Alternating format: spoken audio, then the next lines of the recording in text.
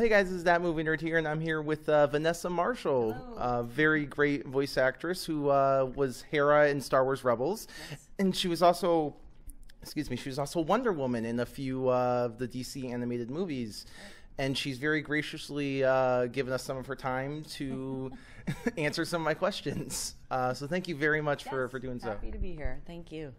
Thank you. Well, my first question is I want to talk about Star Wars Rebels a little bit. What qualities of Hera do you admire the most, or what characteristics of Hera do you find the most fun to play? Well, Hera is an amazing female role to have played. I love how nurturing she is. She's sort of the space mom of this group, and but she's also a leader, and she's fantastic with combat, and her skills in the air are really impressive. I love that her piloting is so on point. She manages to combine all of these features that I think any character would love to embody, you know, regardless of gender. She's just a great character overall. And I love how ethical she is. I love that she has so much hope, even in the face of tremendous evil and darkness. I love that she stays focused, that she doesn't take things personally. She keeps her eye on the mission at hand. Sometimes maybe she could have more of a sense of humor. She's pretty serious about things. She could lighten up a little bit, but I identify with that. Yeah, I love how nurturing she is, and how kind she is to all of the characters, while simultaneously helping them discover things about themselves that they never knew they had the strength to accomplish. And I think that's what makes her so unique. What is your favorite Rebels episode, or if it's different, what was your favorite episode to record, or favorite moment to record? Well, my personal favorite episode was Wings of the Master, where Hera gets to fly the B-Wing, because it's a B-Wing, first of all. Hello.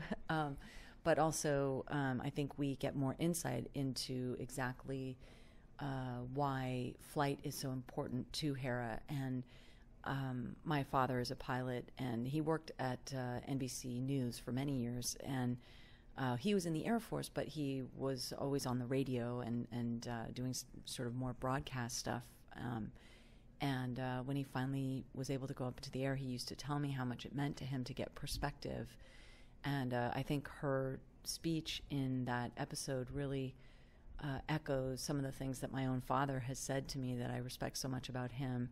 And so that was a really poignant one for me personally. I'm trying to think of other moments that were fun. I mean, every session had special moments in it. I think season one, we were all so honored to be there that we were all kind of shy and quiet. And as it went on, we started to have more and more fun and sort of goof around, and obviously get to work and be very serious once we were recording. But we had all kinds of fun together. Yeah. What are the major differences of working on a Star Wars show versus any other acting job, if there are any major differences?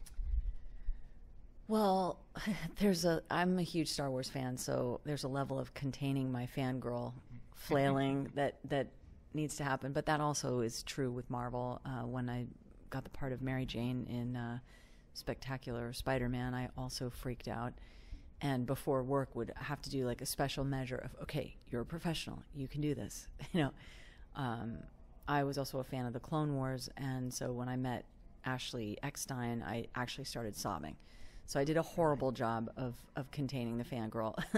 Ahsoka was such a meaningful character to me, and that moment when she leaves the Jedi Order is just forever emblazoned in my mind as just one of the most epic moments in animation of all time.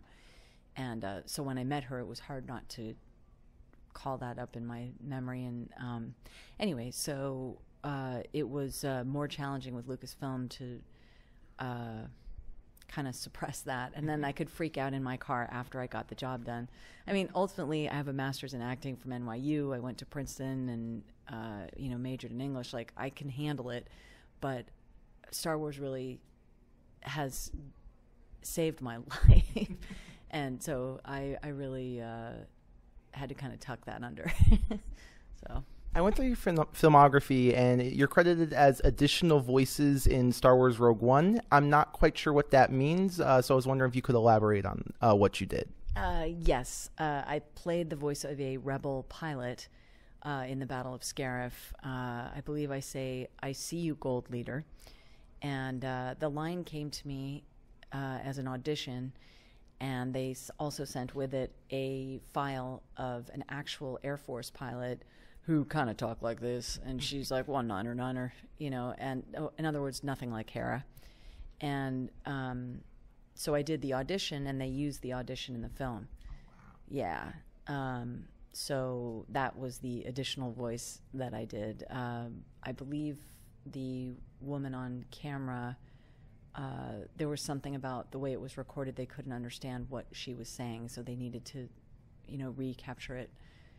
So I felt bad for the woman on camera that my voice was coming out of her mouth. But of course, in the world of film, that happens all the time. If you watch Gone in 60 Seconds, most of that film for Angelina Jolie is my voice. Really? Yeah, because her dreadlocks messed with the microphone, and they didn't catch it or something like that, but they had to redo the entire film, and at the time she was doing Tomb Raider and not available to redo all of her lines, so they did a casting and found someone who sounded like her, and that would be me. And I wish I looked like her, but oh well. She's amazing. But anyway, so that was a huge honor to be involved in Rogue One. And then, of course, when Hera Syndulla's name is paged, you know, that was insane as well. So Rogue One was a special night for me the first time I saw it. Yeah. Now, you also voiced Wonder Woman in a few of the DC animated movies. What is it like to voice or take on such an iconic major role like Wonder Woman?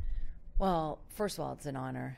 And I was given so much inspiration by Wonder Woman. Everything that she stands for, her values and her ethics, really moved me as a child. And so being asked to portray that role was just an honor. And yeah, I only hoped that I could sort of live up to it. And I discovered that I think in a weird way, every woman has that strength within herself, and they just kind of have to give themselves permission to unleash it. And so I was grateful for the opportunity to do that. And yeah, those were both very cool experiences. You were also the voice of Wonder Woman in Justice League: The Flashpoint Paradox, which is absolutely one of the best DC animated movies, and that is a very different version of Wonder Woman. Very. Yes, because I mean the whole point is the Flashpoint Paradox. Everything is sort of opposite day, so it's nothing you would ever imagine. That was a little jarring, to be honest. Yeah. I wanted to ask, what were the difficulties of portraying Wonder Woman in Flashpoint? Or are any differences? Like, what were the major differences? I don't know. Because of the sake of the narrative, the whole point was that it was, you know, for lack of a better term, opposite day, that was the entire point, that it was so not her.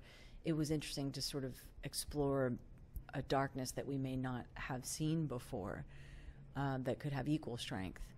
It scared me, but I just, you know, I did what I was asked to do, and I did the best I could. But as a fan, I was kind of like, wait, what? You know, what is happening right now? But yeah, that was a really fascinating experience. Yeah. Well, thank you so much for answering my questions and taking some time out of your busy schedule. Thank you. Yeah, thank you so much. Really, it was great to talk to you. Thank you. Thank you so much. And with that, this is That Movie Nerd and Vanessa Marshall signing off. Signing off.